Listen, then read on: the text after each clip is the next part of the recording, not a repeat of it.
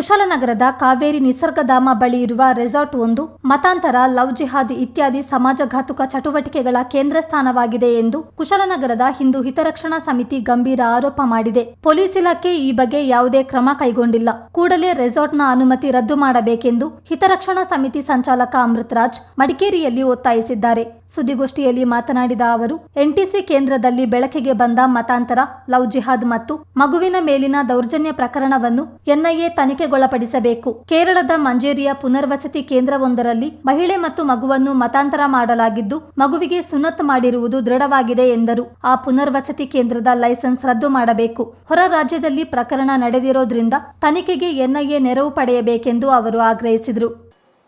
ಕೆಲವು ಘಟನೆಗಳು ಕುಟುಂಬದಲ್ಲಿ ಏನಾಗುತ್ತೆ ಅಂದರೆ, ನಮ್ಮ ಭಾರತೀಯ ಸಂಸ್ಕೃತಿಯಲ್ಲಿ ಹಲವಾರು ಇಂಥ ಘಟನೆಗಳನ್ನ ಸಾರ್ವಜನಿಕ ಮುಂದೆ ವ್ಯಕ್ತಪಡಿಸಲಿಕ್ಕೆ ನಮ್ಮ ಸಮಾಜ ಒಪ್ಪೋದಿಲ್ಲ. ಸುಮಾರು 12 ವರ್ಷದ ಮೊದಲೇ ನಾನು ಇಂಥ ಹಲವಾರು ಘಟನೆಗಳನ್ನ ನಾನು ಕಂಡಿದ್ದೇನೆ. ಇದೇ ನಾವು ಇವತ್ತೇನು ಹೇಳ್ತಾ ಇದ್ದೀವಿ, ನಿಸರ್ಗಧಾಮ ಏನು ಟೂರಿಸ್ಟ್ ಸೆಂಟ್ರ್ ಇದೆ, ಅದರ ಅಕ್ಕಪಕ್ಕ ಏನು ಅಂಗಡಿಗಳಿದೆ, ಅಲ್ಲಿ ಸುಮಾರು 12 ವರ್ಷದ ಮೊದಲಿಂದನೇ ಇಂಥ ಒಂದು ಏಹಕೃತ್ಯಗಳು ನಡೀತಾ ಇದೆ. ಇತ್ತೀಚಿನ ದಿನಗಳಲ್ಲಿ ಕುಶಾಲನಗರ ವ್ಯಾಪ್ತಿಯಲ್ಲಿ ಒಂದು ಪ್ರಕರಣ ಬೆಳಕಿಗೆ ಬರುತ್ತೆ. ಒಂದು ಸಮುದಾಯದ ಒಂದು ಹೆಣ್ಮಗಳು, ಅವಳು ಒಂದು ಮನೆ ಕಟ್ಟಬೇಕಾಗತ್ತೆ. ಕುಶಾಲನಗರದಲ್ಲಿ ಮನೆ ಕಟ್ಟುವ ಸಂದರ್ಭದಲ್ಲಿ ಕಾಂಟ್ರಾಕ್ಟ್ ರೂಪದಲ್ಲಿ ಒಬ್ಬ ಮುಸಲ್ಮಾನರ ಪರಿಚಯ ಆಗುತ್ತೆ. ಅವರ ಜೊತೆ ಒಂದು ಸಲಿಗೆಯಿಂದ ಇರ್ತಾರೋ ಏನೋ ಅದು ನಮಗೆ ಗೊತ್ತಿಲ್ಲ. ಮುಂದಿನ ದಿನಗಳಲ್ಲಿ ಆ ಮುಸಲ್ಮಾನಂದು ಏನು ಅಂಗಡಿ ಇದೆ ನಮ್ಮ ನಿಸರ್ಗಧಾಮ ಟೂರಿಸ್ಟ್ ಸೆಂಟ್ರ್ನಲ್ಲಿ, ಅಲ್ಲಿ 2 ಸ್ಪೈಸಸ್ ಅಂಗಡಿ ಇರುತ್ತೆ. ಆ ಸ್ಪೈಸಸ್ ಅಂಗಡೀಲಿ ಇವರು ಕೆಲಸಕ್ಕೆ ಸೇರಿಕೊಳ್ತಾರೆ. ಕೆಲಸಕ್ಕೆ ಸೇರಿದ ನಂತರ ನಮಗೆ ಸಿಕ್ಕಿರುವ ಮಾಹಿತಿ ಪ್ರಕಾರ ಸುಮಾರು 2 ವರ್ಷದಿಂದ ಅವರಲ್ಲಿ ಕೆಲಸದಲ್ಲಿದ್ದರು. ನಂತರ ಕಳೆದ 1.5 ತಿಂಗಳಿಂದ ಈಚೆ ಅವರು ಊರಲ್ಲಿ ಕಾಣಿಸ್ತಾ ಇರಲ್ಲ. ಅವರ ಯಜಮಾನರು ರಾಜೀವನ್ನವರು ನಮ್ಮ ಒಂದು ಹಿಂದೂ ಕಾರ್ಯಕರ್ತರನ್ನ ಈ ರೀತಿ ನನ್ನ ಧರ್ಮಪತ್ನಿ ಕಾಣಿಸ್ತಿಲ್ಲ ಅಂತ ವಿಚಾರ ಗಮನಕ್ಕೆ ಸೆಳೆದಾಗ ಹಲವಾರು ಮೂಲಗಳಿಂದ ವಿಚಾರ ಗೊತ್ತಾಗುತ್ತೆ.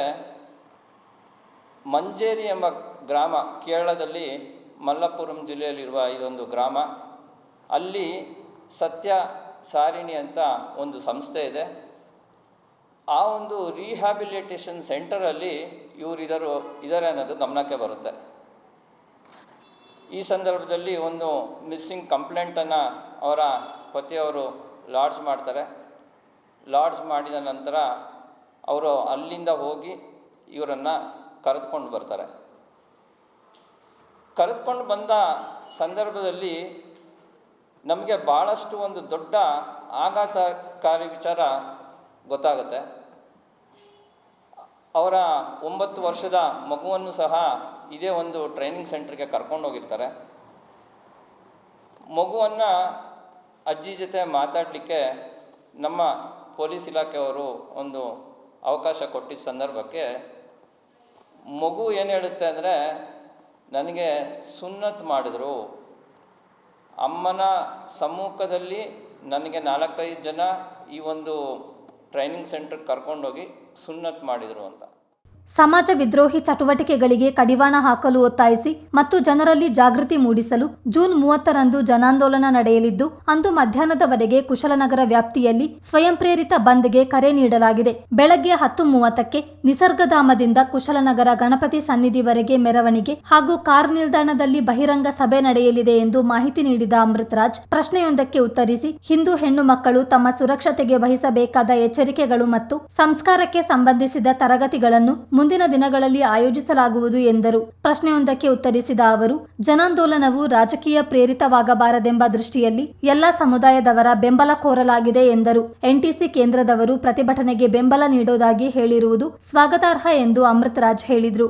ಆ ವಿಷಯಕ್ಕೆ ಸಂಬಂಧಪಟ್ಟಂಗೆ ನಾನೇನು ಹೇಳ್ತೀನಿ ಅಂದರೆ, ಯಾವುದೇ ಒಂದು ವರ್ಗಕ್ಕೆ ಈ ಒಂದು ಜಾಗೃತಿ ಅಲ್ಲ, ಯಾವುದೇ ಒಂದು ವರ್ಗದ ವಿರುದ್ಧ ನಮ್ಮ ಹೋರಾಟ ಅಲ್ಲ. ನಾವು ಸಾರ್ವಜನಿಕರಲ್ಲಿ ಜಾಗೃತಿ ಮೂಡಿಸುವುದಕ್ಕೆ ಈ ಒಂದು ಸಭೆ. ಇದರಲ್ಲಿ ಯಾವುದೇ ಒಂದು ಧರ್ಮದವರು ಸಹ ಈ ಒಂದು ಪ್ರೊಟೆಸ್ಟ್ಗೆ ಪಾಲ್ಗೊಂಡ್ರೆ ಅದನ್ನು ನಾವು ಸ್ವೀಕಾರ ಮಾಡ್ತೀವಿ ಅಂತ ಈ ಸಂದರ್ಭದಲ್ಲಿ ಹೇಳ್ತೇನೆ.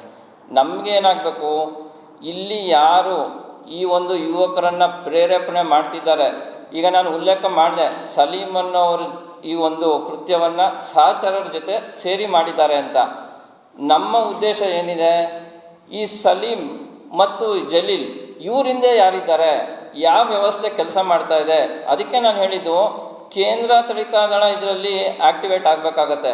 ಇದರಿಂದ ಯಾವ ವ್ಯವಸ್ಥೆ ನಮ್ಮ ಮುಸಲ್ಮಾನರು ಯುವಕರು ಇರ್ಬೋದು, ಇವ್ರನ್ನ ಯಾರು ಈ ಥರ ಒಂದು ತಪ್ಪು ದಾರಿಗೆ ತಡೀತಾ ಇದ್ದಾರೆ ಅನ್ನೋದೇ ನಮ್ಮ ಒಂದು ಆಗ್ರಹ. ಇದ್ರ ಬಗ್ಗೆ ತನಿಖೆ ಆಗಬೇಕು.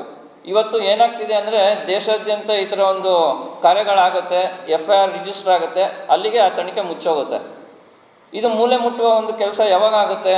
ನಾನು ಹೇಳ್ದಂಗೆ ಸರ್ಕಾರ ಇನ್ನೂ ಸ್ವಲ್ಪ ಹೆಚ್ಚಿನ ರೀತಿಯಲ್ಲಿ ಇದರಲ್ಲಿ ತನಿಖೆಯನ್ನು ಮಾಡಿದ್ರೆ ಆ ಒಂದು ನ್ಯಾಯ ಸಿಗುತ್ತೆ ಅನ್ನೋದು ನನ್ನ ಒಂದು ಭಾವನೆ.